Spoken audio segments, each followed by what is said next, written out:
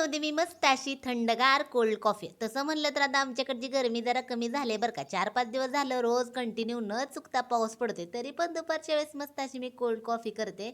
तर थोडीशी साखर, 4-5 बर्फाचे क्यूब घेतले होते आणि कॉफी पावडर घालून मिक्सरमधून पहिल्यांदा फिरवून घेतलं.